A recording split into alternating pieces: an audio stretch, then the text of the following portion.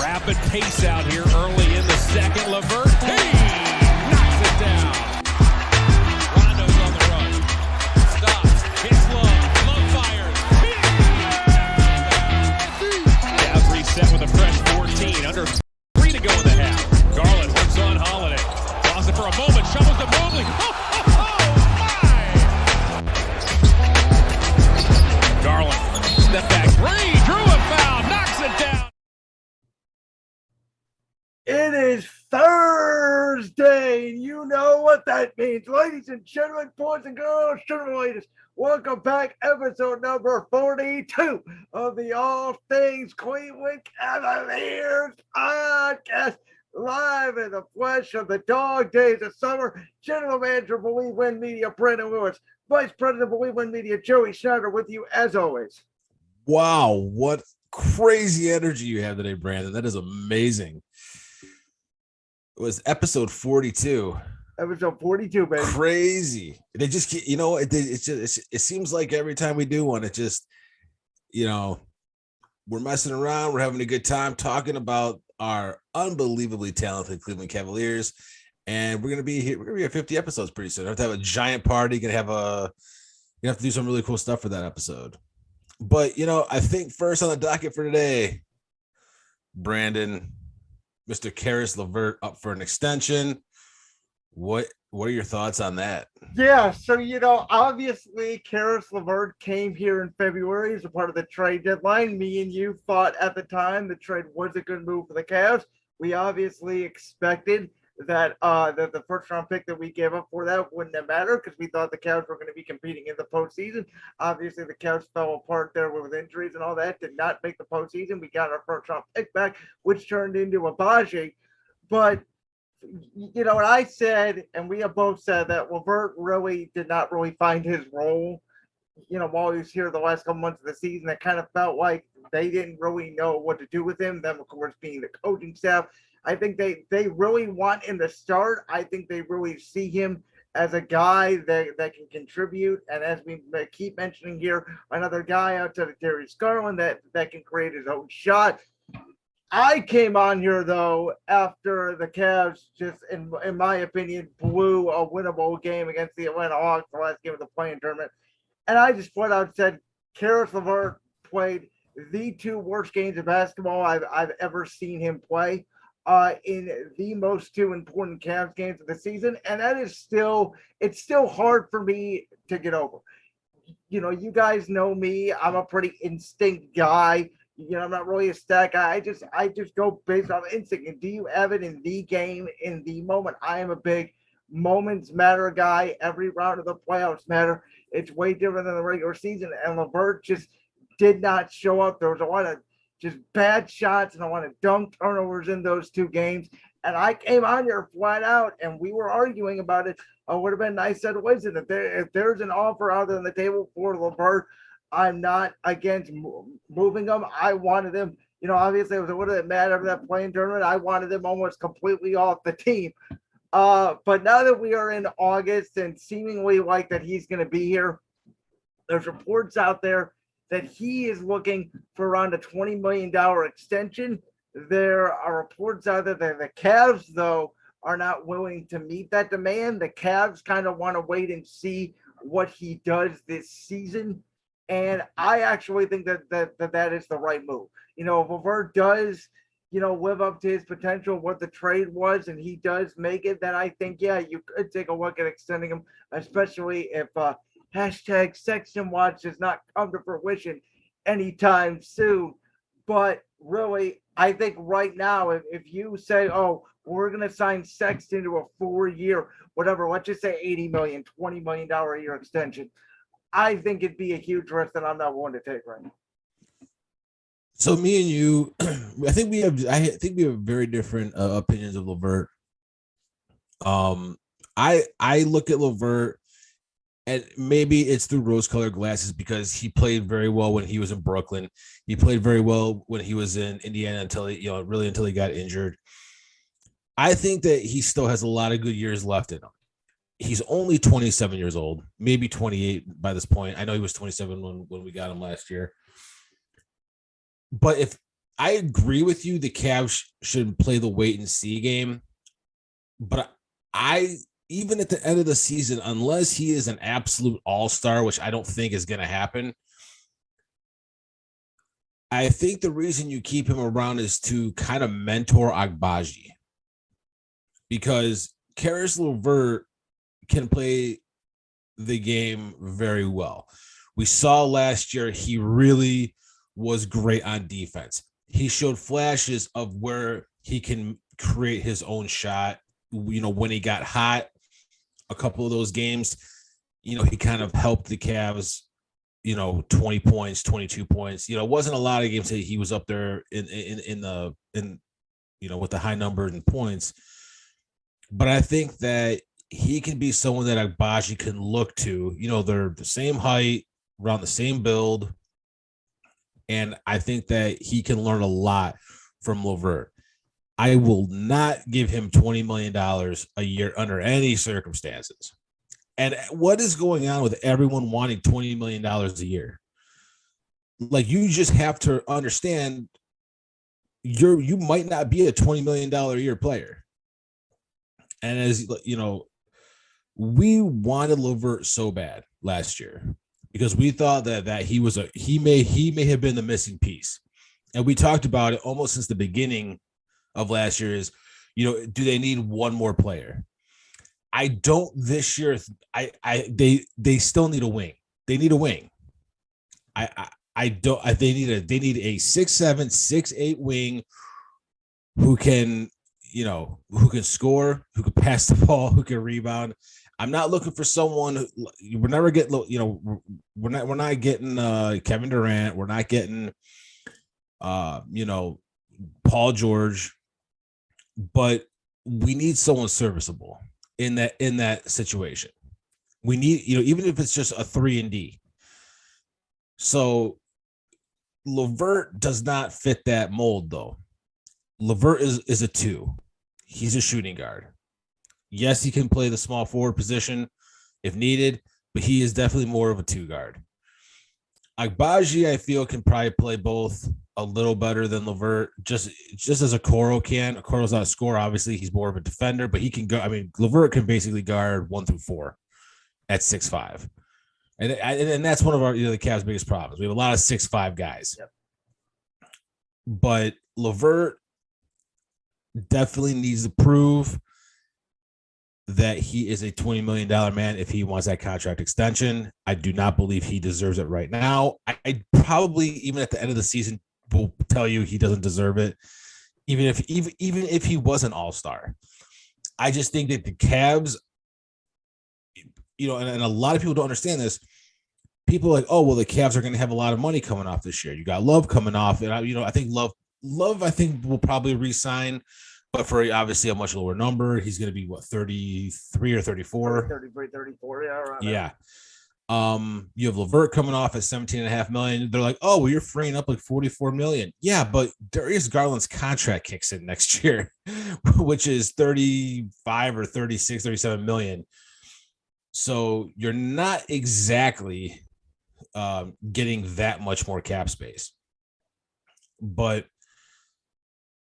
I love Caris Levert. I like his game. I think that they have a better plan now in place after having, the entire offseason to kind of figure out what they want to do, especially with a lot of these guys. There's a lot of these players who they have to figure out what they're going to do. But he's not worth $20 million right now. I don't think he's going to be worth $20 million at the end of the season. And that's just something we're going to have to wait and see on. But you know what? I could be proven wrong. Maybe he's going to be a 28-year-old phenom that just kind of comes out of nowhere. I think like his numbers in Brooklyn and Indiana were very good. Indiana last year he averaged 19 points a game.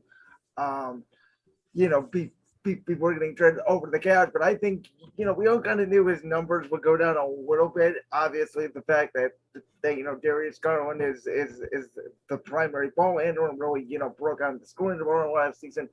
But man, like we keep talking about it, like we are about 2 months away now from the kickoff of the 2022-2023 NBA season.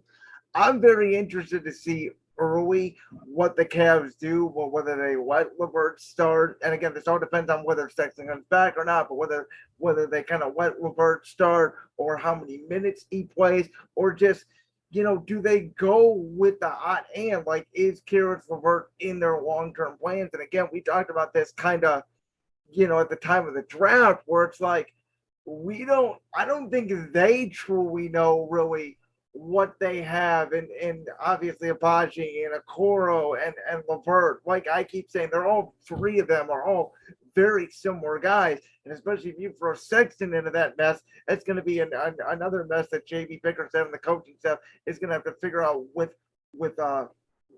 playing time. But I do think this is a huge year for Caris Levert. Not even a year. Like I keep saying, I think too that like Levert is a very attractive piece, I think, to a contender, which is why the Cavs went out and they made the move last season. Now, obviously, the Cavs are going to be in contention. We think on the trade deadline, but if they are in contention, and let's say Levert is not producing at that level, some team maybe would want to go get him to get in that extension. That could be very, very plausible too. We had this situation, we kind of talked about it, one of our first podcasts last year, we talked about, Kevin Love was making all of this money and, he was a prime candidate to be traded at the trade deadline for a Cavs team that we did not expect, to at least be a viable contender. I know you expected them to be in the play-in tournament, obviously, but, the fact of the matter is that, I think with Levert, it's just going to come down to how well he plays come the regular season. I agree 100%. And if you guys are listening and you're not watching on our YouTube channel, when Brandon said, we didn't expect the Cavs to get in, I was trying to tell them to hold up for a second because I did expect the Cavs to have a good season. Brandon did not. And that is... But it is well documented. It is well documented. It's about every other podcast. I let them know. And but to be fair, when we picked our breakout players, I picked Dylan Windler, and he picked. Who did you pick again, Brandon? I picked Evan Mobley. You picked the third pick in the draft to be the breakout player. Which is why I already know Joey's coming back with me this year and saying Abaji's going to be the breakout player.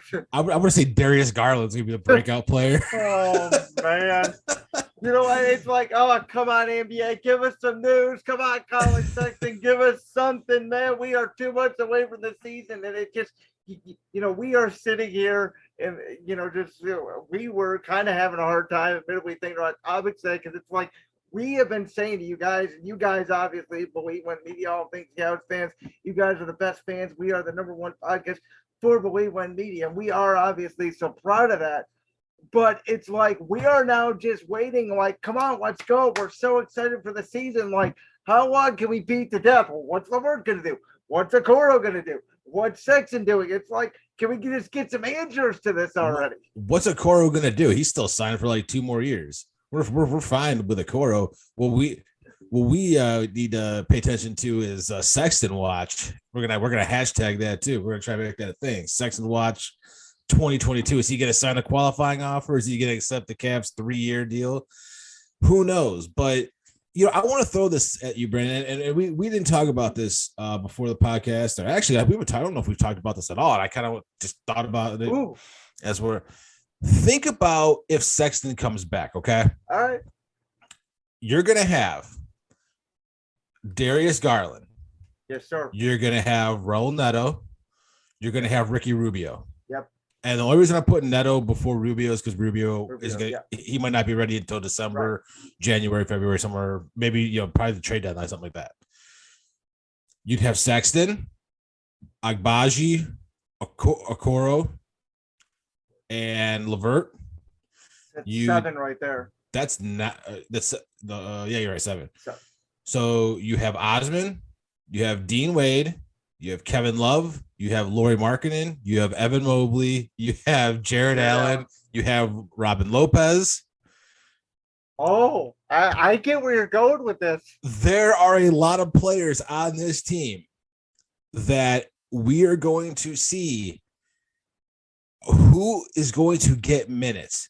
And on top of that, is there a package that is within that set of those sets of players that will go somewhere at maybe the trade deadline to bring back another player? So this is where I was preaching before the draft. I said the Cavs have too many of these guys. They have Levert, they have Okoro, they have, whoever we thought the draft pick was going to be, Abaji, and you throw Sexton in there. Like I kept saying, they're one of these guys is just not gonna play. Like I know a couple of these guys, obviously versatility, 2, 3, maybe Sexton, as the backup guard, maybe who knows until he signs. But here's the thing about basketball, right? This isn't baseball where you got 9 players on the field at one time. It's not football where you got a 53-man roster. This is basketball. It's a 15-man roster. There's only 5 guys on the court at one time. And, you got to have a couple backup big men. Robin Lopez is obviously, we all think is going to be the backup to Jared Allen. We saw last year that was one of the Cavs' biggest weaknesses. When J.A. went down, they really didn't have that rim protector that Robin Lopez went out stabilized. But you got still a guy like Marketing, who, I know you think this year is probably going to come off the bench more than likely. I still say let him start. I mean, I still think that Marketing can be a good starter. Maybe they bring him off the bench. Maybe he starts. Again, we don't know. They don't know. You got Kevin Love still. Dean Wade, who I literally almost forgot about. Mm-hmm. I mean, there's a bunch of guys. What about Lamar Stevens? Oh my God, I completely forgot about Lamar Stevens. I 100% completely forgot about Lamar Stevens. So I apologize to Lamar Stevens, but I completely forgot about Lamar Stevens. Lamar Stevens might be the starting shooting or small forward. We have no idea. So if you think about this logically, you could go. Let's take Sexton out of it right now. You still have 18 players. Yeah, let's go with who's on the team right now, right? Let's just go starting lineup. Let's say Garland, Levert. Let's say Okoro, Mobley, Allen. Off the bench, you would go probably at this point then maybe Nato, Abaji, Marketing, Love, and Robin Lopez would be kind of your 10, 5, and 5, if you will. We know the Cavs don't really do the traditional starters bench. We know they kind of mix and match like most teams do now. But that's 10 guys right there. And that's taking Sexton out of it. Exactly. And then you could even go further down and say, okay, well, the third team would be Stevens, Wade, Osman, Nato. You had Neto on the second team. Oh, yeah, what happens when we get Rubio? So Rubio, that's 14, and then I don't know who the backup big man would be. I mean, it's insane that the depth that the Cavs have, and we made the case during the late part of the season. The Cavs are one of the deepest teams in basketball. I do believe at some point. Unfortunately, I think Dylan Windler and Jetty Osman. I mean, we kind of thought this kind of when they were going through kind of the part of free agency. I think did they get rid of Windler? I can double check that. This is embarrassing for both of us. How do we not know? I have no idea, but I'm pretty sure I didn't hear anything. I'm pretty sure Dylan Windler is still on the team. How do we not know this? And yes, he still is on the team. I was going to say you're making me second guess myself. I didn't think anything, but yeah, Windler's still on the team. You still got Jetty Osman. I think more than likely they package both of those guys up in some sort of scenario. Maybe they get just a draft pick out of it. I don't know if you're going to get a first round pick. You could certainly try. You're absolutely. You're not getting a first round pick for Dylan Windler and Jetty Osman. I mean, Kobe Allman's a great negotiator. You never know. They're sprinkling. Hey, listen, this Jetty guy, man, he's really good. To see his points per game improve last season, he can. And this Dylan Windler, man, I know he's had some injuries. I know he's had some concussions. But boy, can that dude shoot the free ball. Give me a first round pick for that. Well, it's going to be very interesting when the season starts to see who's going to start, to see who's going to be coming off the bench, because I think we're going to get a better picture pretty quickly on where we might be getting, some where some of these these players who may not be getting playing time. Maybe they're going to end up in a trade. Maybe we're going to make some big move that we haven't even thought of yet, which would be crazy. But I do kind of want to switch topics just for a second, because we did talk a little bit about the cap situation next year. There are some other players that are coming off of the books next year. Not just Levert and Love, that will be creating actually quite a bit of cap room. I had to look it up real quick, and there has been a lot of speculation, Mr. Brandon Lewis, about potentially, assuming that LeBron James does not extend his contract with the Lakers, that he could be coming back home for a third time. I want to start off with this crazy theory and then let you hammer it home, because I know you're chomping at the bit for this one. I do not believe LeBron James is going to re-sign with the Lakers. I think that he is going to wait and see who drafts Bronny, because that is his goal. I think his two goals is to be number one in points scored in a career. He wants to pass Kareem. And then I think that he wants to play with Bronny. But who knows? Maybe he's going to want to stick around and play a year with Bryce. Maybe he's going to have that 23-year career. I don't know. But at the end of the day, I think that is what's going to influence, because I personally do not want a 40-year-old LeBron James back in Cleveland. I think that this is the new era. We have talked about this when they showed off the new logos. They showed off the new jerseys. We have Darius Garland, we have Evan Mobley, we have Jarrett Allen, we have Garland. I think in the next year or two is going to be a top 5 point guard in the league. I think that Evan Mobley is going to be a generational talent. I think that we have this crazy nucleus around these guys of just really good players. Levert, Agbaj, Okoro. I mean, we literally just went through everyone, marketing, and how any of these players can fit in. It's going to be a really crazy year.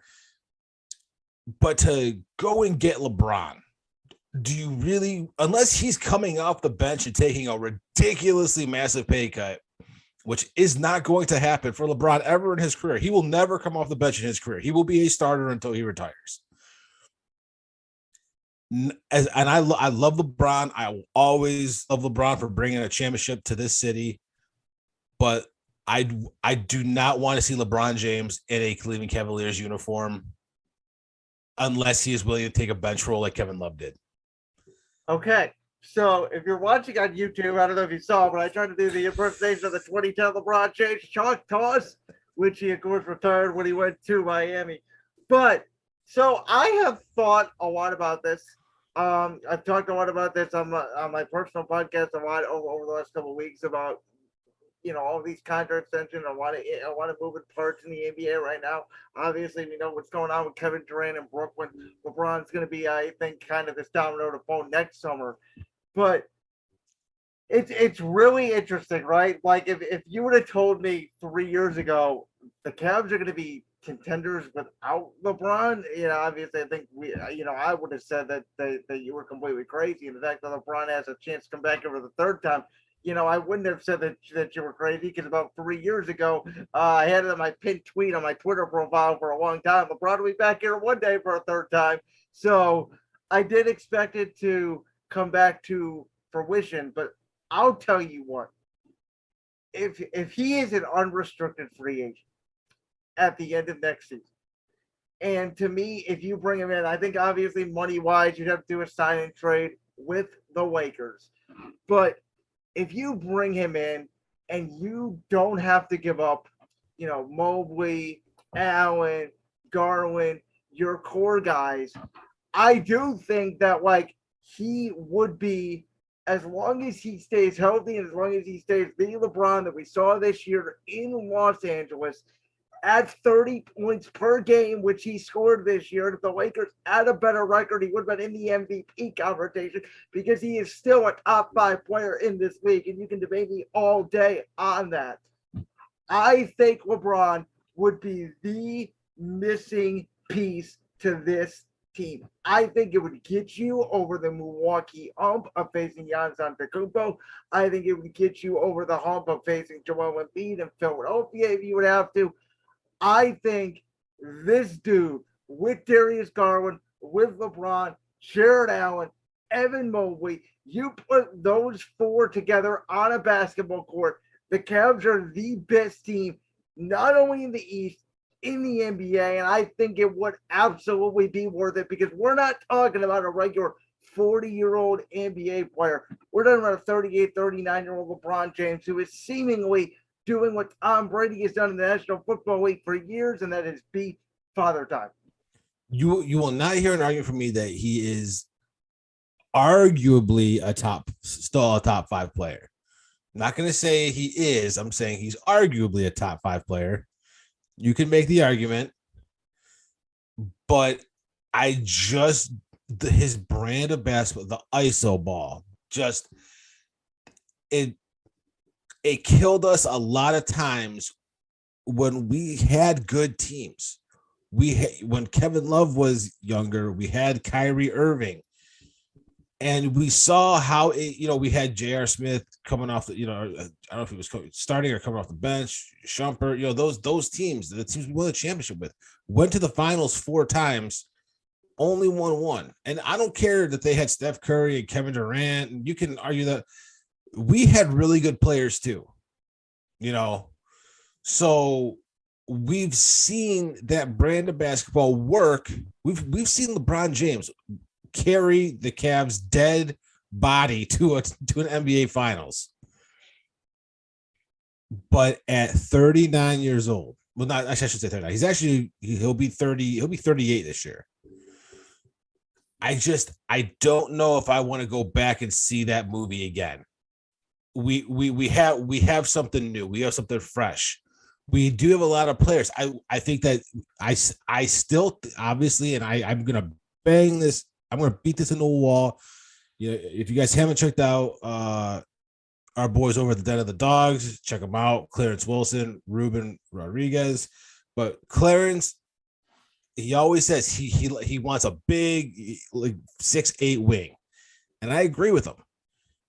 I would love, I'd never to be 6'8", but taller than what we have now. Taller than 6'4", 6'5", 6'7", 6'8", it's kind of where you want to be. That to me is the missing piece. And unfortunately, those guys were not in this draft.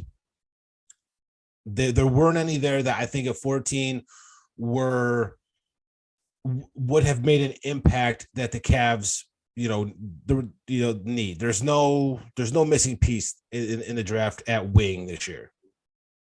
But that is still a concern for me because Lauri Markkanen is as fun as he was to watch last year, the big 3 guy, big 3 7-footer starting, he can't guard Kevin Durant, he can't guard LeBron James, he can't guard the better wings, Jason Tatum, Paul George. I could go on and on and on with the list. He can't guard them. So, but it's also very hard to guard those 3 players as well. So that's kind of the trade-off you make. Bringing LeBron back, while yes, you'd be like, oh my God, we got LeBron James again, the 3rd time. I don't know if that necessarily means championship. And I know you're convinced of it, but we have young players who are still developing. Does LeBron James hurt Evan Mobley's development? Does LeBron James hurt Darius Garland's development? Those are the questions I would have to ask myself. Because you can see that the teams he goes on, a lot of young players take a back seat. The only time that I could probably say that hasn't been the case was probably Kyrie Irving. But Kyrie had a different mentality at that point.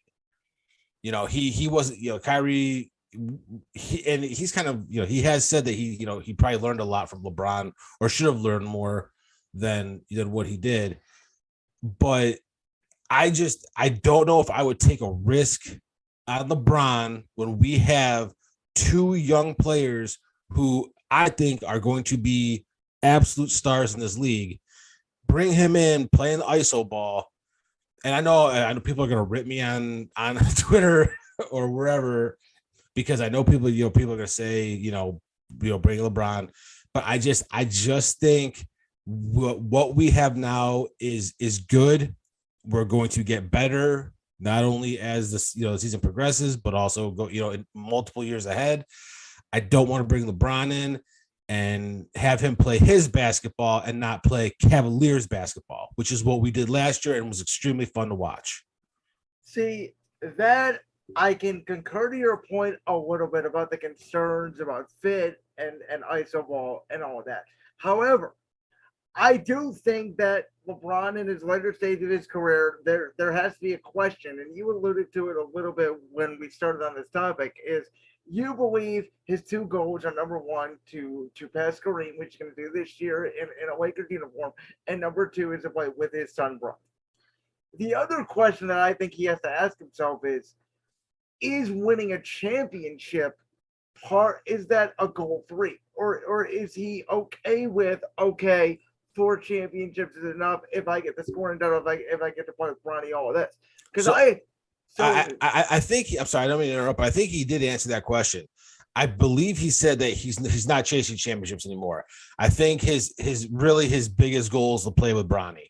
So my thing is, if he's not chasing championships, he wouldn't even consider, to me, coming to this Cavs team. I think that there is such an appeal in Los Angeles, and we all know his businesses are booming in Los Angeles. We all know the success, and his family is all happy there.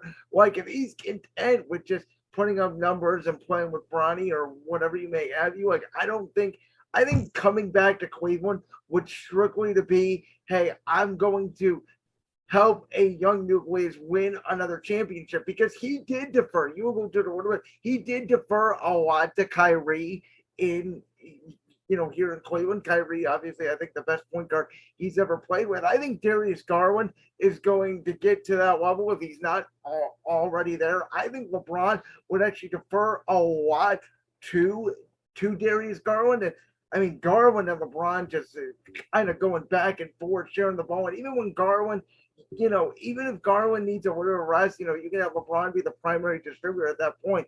We saw 2 years ago, LeBron averaged over 10 assists per game.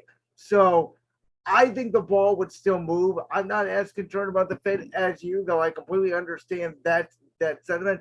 And I just think, unbelievably wise, you have a chance to get that talent and you're that close to a championship. I think you got to just bite the bullet on it, and whatever repercussions come after it, if there are any, come after it. But if you have a chance to get at that point, that talent, you just have to go do it. This is where I think LeBron's gonna. This is where I think LeBron's gonna be. I believe Bronny's entering his senior year of high school, which means so 2 more years, at least 2 years. So 2 years until Bronny is in an NBA uniform, and that's even. I don't even think it matters if he's good enough. Someone will take him in the second round, if only to get LeBron James in his final year of his career. Second round, someone will reach for him in the first round. If they want to take that risk, I believe they would. If it's a good draft class, no one's unless Bronny ends up being a top 5 pick. I personally think Bronny might end up being like a late second round player or undrafted player, someone's gonna take him just to get LeBron, and I think that's what's gonna happen. LeBron's gonna keep signing 1-year deals until Bronny comes, and wherever Bronny ends up, LeBron is going there too, and that's going to be where LeBron finishes his career. And listen, I don't want Bronny and Bron to really be here. I really don't think it's worth for the Cavs. I'm just saying, I think for 1 year. And I don't think you would have to sacrifice much. maybe just make the money work, because if you sign, you might have to do a sign trade. Maybe you have to sacrifice marketing potentially, which for a LeBron move, now that I would completely understand. Again, I do it because I do think I think we've all seen a little decline defensively. I think obviously all players pretty much, as they get older, don't necessarily want to sit in that chair defensively anymore. But offensively, to me, I have seen no decline. I think in today's NBA, we talk about it a little bit. One superstar now cannot carry an entire team. We've seen LeBron do it here with the Cavs. The NBA is getting so much more talented now. These drafts are so much deeper. I mean, you look at Abaji. He went 14, where maybe a couple years ago, who knows, he could be top 10 pick. Just drafts are just so much deeper now, and the talent is so much better in the NBA. And it is all about fit. And Darius Garland isn't necessarily a ball dominant point guard like Russell Westbrook, like LeBron has now in Los Angeles. So no, I mean it's something fun to ponder today here on August 4, 2022. But for this season, we certainly have to focus on the Cavs season. And like I said, we are about a little bit over 60 days from the start of the season. The schedule, I think, is going to get released here in a couple of weeks, and this Cavs team is ready to roll. Absolutely. Brandon, episode 42. For what it was with no off-season content, I really thought that, and we, as you know, we always talk about it off the air. I enjoy the show, how to go. I was going to say this today, just on the air. Very good episode. I went into it saying today, what are we going to do? They're not talking about in the off-season. We always find a way. And again, it's a big thanks to you folks. You guys tune in, you download, you watch on YouTube every single week. We appreciate you. And man, we are here for the ride. We have not missed an episode. I'm very proud of that. I know Joey feels the same way. And we're ready to get this season kicked off like all of you guys are. Oh my God, I can't wait. And I honestly can't wait for episode 43 next week. We'll find something fun to talk about then too. Oh, maybe Sexton will sign by then and we'll have something to talk about. Oh, come on, Colin, give us the news. We'll start talking about rotations, all sorts of good stuff. But Yeah, Brandon, all I gotta say is really only thing one left to say, man. Let go.